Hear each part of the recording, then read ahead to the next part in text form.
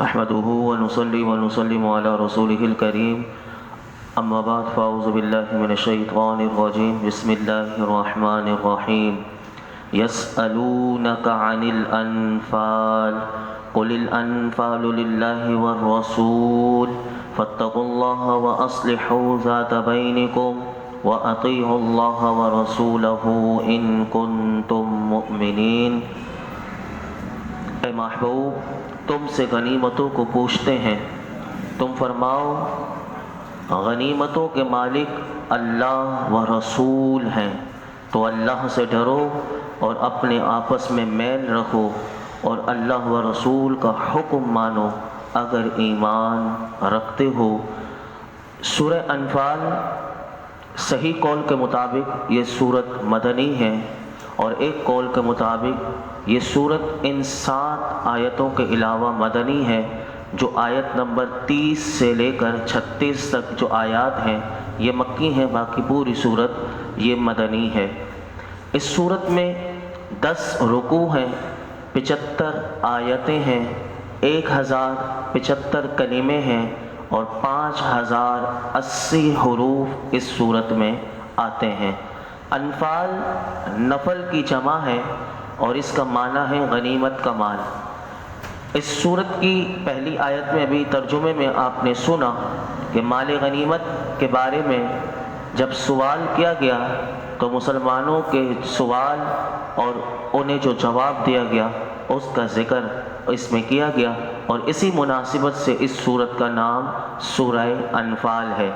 پیچھے آپ نے سورہ اعراف کا درس سنا تھا، اور اس سورہ اعراف اور اس سورہ انفال کی مناسبت کیا ہے، تو یہ بھی سن لیجئے کہ سورہ انفال اور سورہ اعراف میں مناسبت یہ ہے کہ سورہ اعراف میں مشہور رسولوں کی اور ان کی قوموں کے جو حالات تھے وہ آپ نے سماعت کیے تھے۔ اس صورت میں خاص نبی کریم صلی اللہ علیہ وسلم اور آپ کی قوم کے حالات اس صورت میں بیان کیے گئے، یہ مناسبت اس صورت میں ہے۔ جو آیت مبارکہ میں نے آپ کے سامنے پڑھی اور اس کا ترجمہ رکھا، اس کا شان نزول کے متعلق 2 روایات میں آپ کے سامنے رکھتا ہوں۔ مختلف روایات آتی ہیں لیکن میں 2 روایات آپ کے سامنے رکھتا ہوں۔ پہلی روایت مسند امام احمد میں ہے اور دوسری روایت ابو داؤد شریف میں ہے اس کے شان نزول سے متعلق۔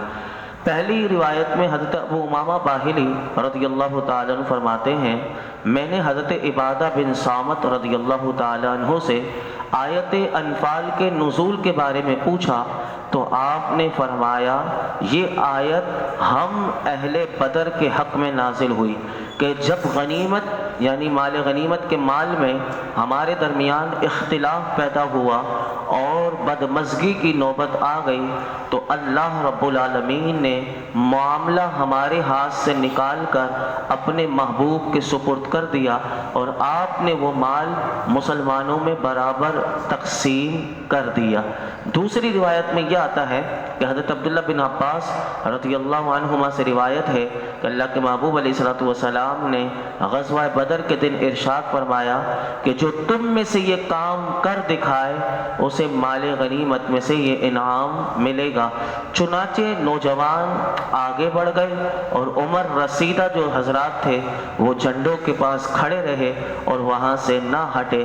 جب اللہ رب العالمین نے کافروں پر مسلمانوں کو فتح عطا فرمائی تو بوڑھوں نے نوجوانوں سے کہا کہ ہم تمہارے پش پناہ تھے، اگر تم ہار جاتے تمہیں شکست ہو جاتی تو تم ہماری طرف آتے، لہٰذا یہ نہیں کہ غنیمت صرف تم لے جاؤ اور ہم خالی ہاتھ یہاں پر رہ جائیں۔ تو جوانوں نے اس بات سے انکار کیا اور کہا رسول اللہ صلی اللہ علیہ وسلم نے ہمارا یہ حق مقرر فرمایا ہے، اور اس پر یہ آیت کریمہ نازل ہوئی اور اس میں یہ فرمایا گیا اے محبوب تم سے اموال غنیمت کے بارے میں پوچھتے ہیں، تم فرماؤ غنیمت کے مالوں کے مالک اللہ اور رسول ہیں، تو اللہ سے ڈرتے رہو اور آپس میں صلح صفائی رکھو اور اللہ اور اس کے رسول کا حکم مانو اگر تم مومن ہو۔ اب مومن ہو تو اب مومن کی شان بیان ہوگی کہ مومن ہوتا کیسا ہے۔ اب سنیے، فرمایا انما المؤمنون الذین اذا ذکر اللہ وجلت قلوبهم واذا تلیت علیہم آیاتہ زادتہم ایمانا وعلی ربہم یتوکلون۔ ایمان والے وہی ہیں کہ جب اللہ کو یاد کیا جائے تو ان کے دل ڈر جاتے ہیں، اور جب ان پر اس کی آیات کی تلاوت کی جاتی ہے تو ان کے ایمان میں اضافہ ہو جاتا ہے اور وہ اپنے رب پر ہی بھروسہ کرتے ہیں۔ اس آیت میں اللہ رب العالمین نے کامل ایمان والوں کے 3 اوصاف اس آیت میں بیان کیے۔ پہلا وصف کیا بیان کیا؟ پہلا وصف یہ بیان کیا کہ جب اللہ کو یاد کیا جائے تو ان کے دل ڈر جاتے ہیں۔ اب اللہ کا خوف یاد رکھیے 2 طرح کا ہوتا ہے۔ پہلا خوف عذاب کے خوف سے گناہوں کو چھوڑ دینا، یہ پہلا خوف ہے۔ دوسرا خوف ہے کہ اللہ کے جلال، اس کی عظمت اور اس کی بے نیازی سے بندہ ڈرے۔ یہ 2 قسم کے خوف ہوتے ہیں۔ علماء نے لکھا کہ پہلی قسم کا خوف یعنی عذاب کے خوف سے گناہوں کو چھوڑ دینا، یہ عام مسلمانوں میں سے پرہیزگاروں کو ہوتا ہے کہ جو جتنا پرہیزگار ہوتا ہے وہ گناہوں کو چھوڑتا ہے۔ اور دوسری قسم کا خوف کہ اللہ کے جلال کو جاننا، اللہ کی عظمت کو جاننا، اس کی بے نیازی سے ڈرنا، یہ علماء فرماتے ہیں یہ انبیاء کو، مرسلین کو اور مقرب فرشتوں کو ہوتا ہے، اور جس کو اللہ کا جتنا زیادہ قرب ہوتا ہے اسے اتنا ہی زیادہ خوف ہوتا ہے۔ حدیث پاک میں ہماری ماں ام المؤمنین سیدہ عائشہ صدیقہ طیبہ طاہرہ رضی اللہ تعالیٰ عنہ فرماتی ہیں کہ اللہ کے محبوب علیہ الصلوۃ والسلام نے ارشاد فرمایا کہ میں تم سب سے زیادہ اللہ سے ڈرنے والا ہوں اور میں تم سب سے زیادہ اللہ کی معرفت رکھنے والا ہوں۔ یعنی حضور سب سے زیادہ اللہ کی معرفت رکھتے ہیں، اس لیے سب سے زیادہ ڈرنے والے بھی میرے محبوب کریم ہیں جو اللہ کا سب سے زیادہ ڈرنے والے ہیں۔ تو یہاں پر یہ بات بتائی گئی۔ اور خوف خدا سے متعلق پیچھے بھی آپ نے بہت ساری باتیں سنی، آج بھی چند باتیں میں آپ کے سامنے رکھتا ہوں کہ حضرت حسن رحمۃ اللہ علیہ فرماتے ہیں کہ حضرت ابو بکر صدیق رضی اللہ تعالی عنہ، ان کا دیکھیے کتنی پاک ہستیاں ہیں لیکن ان کا خوف خدا کا عالم دیکھیے کہ حضرت صدیق اکبر رضی اللہ تعالی عنہ نے ایک دفعہ درخت پر پرندے کو بیٹھا ہوا دیکھا تو آپ اپنے آپ میں یعنی کتنا خوف پیدا کرتے تھے۔ آپ اس پرندے کو دیکھ کر فرماتے تھے اے پرندے تیرے لیے کتنی بھلائی ہے کہ تو پھل کھاتا ہے اور درخت پر بیٹھتا ہے، کاش کہ میں بھی تیری طرح ایک پھل ہوتا اور مجھے بھی کوئی پرندہ وہ کھا لیتا۔ یعنی یہ خوف خدا ہے۔ اسی طرح حضرت عبداللہ بن عامر بن ربیعہ رضی اللہ تعالیٰ عنہ فرماتے ہیں کہ فاروق اعظم رضی اللہ تعالیٰ عنہ کے خوف خدا کا عالم یہ تھا کہ آپ زمین سے ایک تنکا اٹھایا کرتے تھے اور فرمایا کرتے تھے کہ کاش کہ میں ایک تنکا ہوتا، کاش کہ میں کچھ بھی نہ ہوتا، کاش کہ میں پیدا نہ ہوا ہوتا، کاش کہ میں بھولا بسرا ہوتا۔ یہ ہے وہ عظیم ہستیاں۔ اللہ اکبر۔ اب اگر کسی کا عام آدمی کہ جس کو اللہ کے خوف سے اس کے آنسو نکل پڑے تو اس کے لیے کیا بشارت ہے۔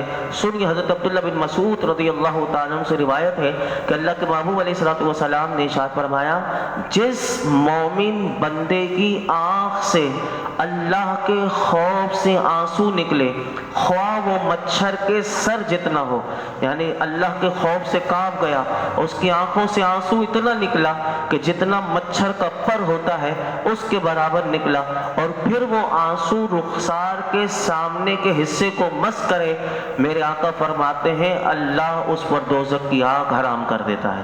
یعنی یہ وہ شان ہے مومن کی کہ جو اللہ کے خوف سے رو جائے تو اس رخسار پر بہنے کی وجہ سے اللہ اس مومن پر دوزخ کی آگ کو حرام کر دیتا ہے۔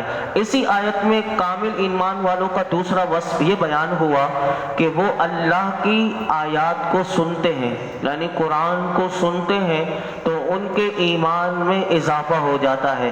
اب یہاں پر علماء فرماتے ہیں ایمان میں اضافے سے کیا مراد ہے؟ تو یاد رکھیے ایمان میں اضافے سے ایمان کی مقدار یعنی کوانٹٹی نہیں بڑھتی، بلکہ علماء فرماتے ہیں یہاں ایمان کی کیفیت مراد ہے کہ ایمان کی کیفیت بڑھ جاتی ہے، کوالٹی اس کی اور زیادہ بڑھ جاتی ہے۔ یہ اللہ نے بیان کیا کہ جب وہ قرآن سنتے ہیں تو ان کی ایمان کی کیفیت کی مقدار بڑھ جاتی ہے۔ تیسرا وصف اللہ نے اسی آیت میں کامل ایمان والوں کا یہ بیان کیا کہ وہ اپنے رب پر ہی بھروسہ کرتے ہیں، یعنی اپنے تمام کام اللہ کے سپرد کر دیتے ہیں، اس کے علاوہ کسی سے امید نہیں رکھتے اور کسی سے بھی ڈرتے نہیں۔ یہ ہمارے لیے بھی پیغام ہے کہ اللہ سے ڈرنا چاہیے اور کسی سے بندہ کوئی امید نہ رکھے، اپنے تمام کام جو بھی ہوں اچھے ہوں اللہ کے سپرد کر دے۔ توکل کسے کہتے ہیں؟ امام فخر الدین رازی رحمۃ اللہ علیہ توکل کہتے ہیں کہ توکل کا معنی یہ ہے کہ انسان اپنے آپ کو، اپنی کوششوں کو مہمل چھوڑ دے۔ جیسا کہ بعض جاہل کہتے ہیں کہ کل یہ ہے کہ توکل یہ ہے کہ انسان ظاہری اسباب اختیار کرے لیکن دل سے ان اسباب پر بھروسہ نہ کرے، بلکہ یہ فرماتے ہیں کہ یہ وہ جاہل وہ لوگ ہوتے ہیں کہ یعنی جاہل اس طرح کہتے ہیں کہ بالکل انسان کوئی کوشش نہ کرے اور اپنے رب پر بھروسہ کرے۔ اور مومن کون ہوتا ہے؟ فرمایا مومن وہ ہوتا ہے کہ جو ظاہری اسباب کو اختیار کرتا ہے لیکن دل سے ان اسباب پر بھروسہ نہیں کرتا، بلکہ بھروسہ کس پہ کرتا ہے؟ ہمیشہ اللہ کی حمایت پر بھروسہ کرتا ہے، اس کی تائید، اس کی نصرت پر بھروسہ کرتا ہے۔ تو یہ توکل ہے، اور اس کی تائید اس حدیث پاک سے بھی ہوتی ہے کہ حضرت انس رضی اللہ تعالیٰ عنہ فرماتے ہیں کہ ایک شخص نبی کریم صلی اللہ علیہ وسلم کی بارگاہ میں آیا اور عرض کی یا رسول اللہ میں اپنے اونٹ کو باندھ کر توکل کروں یا اسے کھلا چھوڑ کر توکل کروں؟ تو میرے آقا نے فرمایا تم اسے باندھ دو اور پھر توکل کرو۔ اور اسی طرح ہمیں توکل کی فضیلت کے بارے میں یہ اگر ہمیں نصیب ہو جائے تو ان کی شان کیا ہے سن لیجئے۔ حضرت عبداللہ بن عباس فرماتے ہیں کہ اللہ کے محبوب علیہ السلام نے ارشاد فرمایا میری امت میں سے 70,000 بغیر حساب کے جنت میں جائیں گے۔ اور ان کا کیوں جائیں گے؟ میرے آقا نے ان کی شان بتائی کہ یہ لوگ وہ ہیں کہ جو منتر جنتر نہیں کرتے، فال کے لیے چڑیا نہیں اڑاتے اور اپنے رب پر بھروسہ کرتے ہیں۔ یعنی کبھی بھی انسان یہ منتر جنتر جو کرتے لیتے ہیں ان کے پاس نہ جائے۔ یہ جو اخبارات میں آتا ہے کہ میرا دن آج کیسا گزرے گا، ستاروں کا علم سیکھ کر ستار وہ جو زائچے بناتے ہیں ان کے پاس جا کر مستقبل میں میرے ساتھ کیا ہوگا، یہ چیزیں نہ کرے۔ میرے آقا فرماتے ہیں جو یہ 3 کام نہ کرے ایسے لوگوں کی شان حضور نے بیان کی کہ میری امت کے 70,000 کوئی حساب ان سے نہیں ہوگا، وہ جنت میں جائیں گے۔ جو منتر جنتر نہیں کرتے، فال کے لیے چڑیا نہیں اڑاتے۔ بعض لوگ فال کے لیے چڑیاؤں کو نکال کر اڑاتے ہیں، کس طرف جاتا ہے کہ دائیں طرف بائیں طرف، پھر انہوں نے اپنا ایک وہ اندازے لگائے ہوتے ہیں، یعنی تکے اگر ان کے لگ گئے تو وہ تکے اس کو چڑیا کا وہ فال نکالتے ہیں۔ یہ بھی منع کر دیا اور فرمایا کہ ایمان والے اپنے رب پر بھروسہ کرتے ہیں۔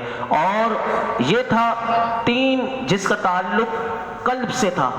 اب اللہ 2 وصف اور بیان کرتا ہے کہ جس کا ظاہری اعضاء سے ہے۔ یہ آیت بیان کر کے میں اپنی گفتگو ختم کرتا ہوں کہ فرمایا الذین یقیمون الصلاۃ ومما رزقناہم ینفقون، وہ جو نماز قائم رکھتے ہیں اور ہمارے دیے ہوئے رزق میں سے ہماری راہ میں خرچ کرتے ہیں، اولئک هم المؤمنون حقا لہم درجات عند ربہم ومغفرۃ ورزق کریم، یہی سچے مسلمان ہیں، ان کے لیے ان کے رب کے پاس درجات اور مغفرت اور عزت والا رزق ہے۔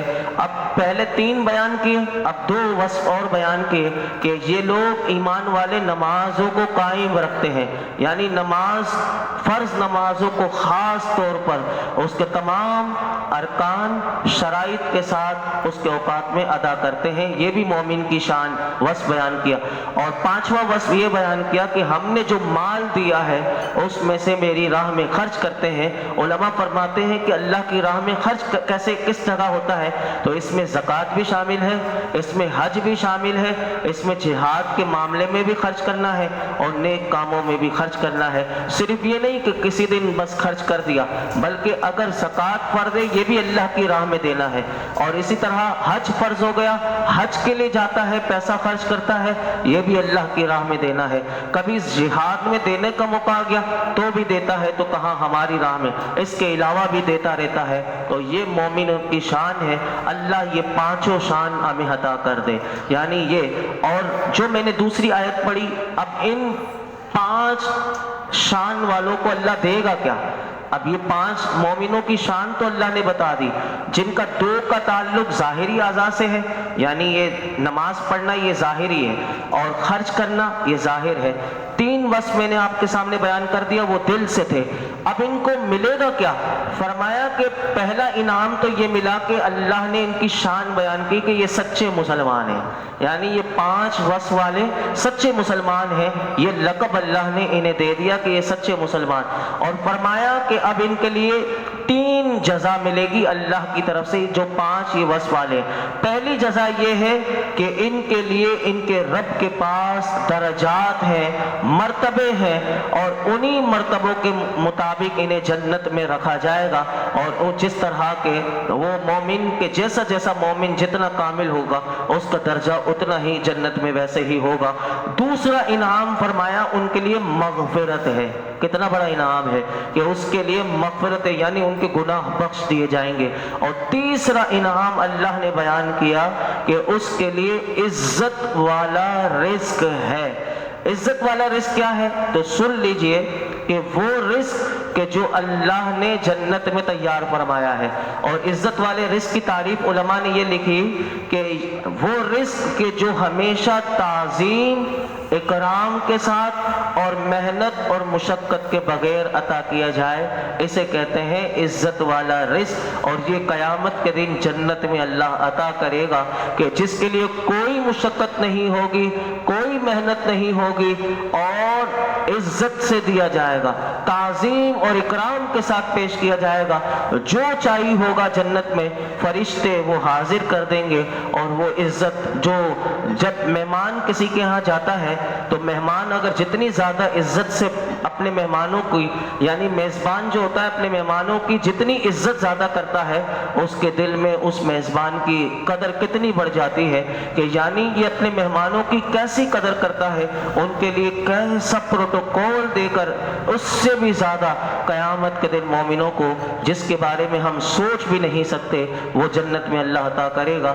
اللہ رب العالمین جو آج ہم نے سنا وہ پانچ وصف ہمارے اندر بھی عطا فرمائے، اور یہ تینوں جزائیں اللہ ہمیں بھی عطا فرمائے۔ الحمدللہ رب العالمین، والصلاة والسلام على سید الانبیاء والمرسلین وعلى آلہ واصحابہ اجمعین۔ یا اللہ پاک جو کچھ سنایا اس میں کوئی غلطی کوتاہی ہو معاف فرما، اپنی بارگاہ میں قبول فرما۔ یا اللہ جو کامل مومن کے پانچ وصف سنے یا اللہ وہ ہمیں بھی عطا فرما۔ مولائی کریم تینوں جزائیں عطا فرما۔ یا اللہ جنت الفردوس عطا فرما۔ جہنم سے ہم تیری پناہ مانگتے ہیں، پناہ عطا فرما۔ ہماری موت کو آسان کر دے، ہماری آخرت کو اچھا کر دے، ہماری قبر کو اچھا کر دے۔ موت کے وقت ہماری ایمان کی حفاظت فرما، موت کے وقت کلمہ طیبہ پڑھنا نصیب فرما۔ مولائی کریم ہمیں اخلاص کی دولت عطا فرما، للہیت عطا فرما۔ قرآن حکیم جیسا سمجھنا چاہیے مولائی کریم ویسا سمجھنے اور سمجھانے کی توفیق عطا فرما۔ یا اللہ ہمارے لیے سمجھنا، سمجھانا، اس میں غور و فکر کرنا آسان کر دے، اس پر عمل کرنا ہمارے لیے آسان کر دے، ہمیں باعمل، بااخلاق، باحیا بنا دے۔ آج تک جتنی دعائیں کی ہیں آئندہ کریں گے سب دعاؤں کو قبول فرما۔ اس درس قرآن میں یہ جتنے حاضرین موجود ہیں اللہ سب کی جھولیوں کو، دامنوں کو مرادوں سے بھر دے۔ وصلی اللہ تعالی علی خیر خلق محمد وعلی آلہ وصحبہ۔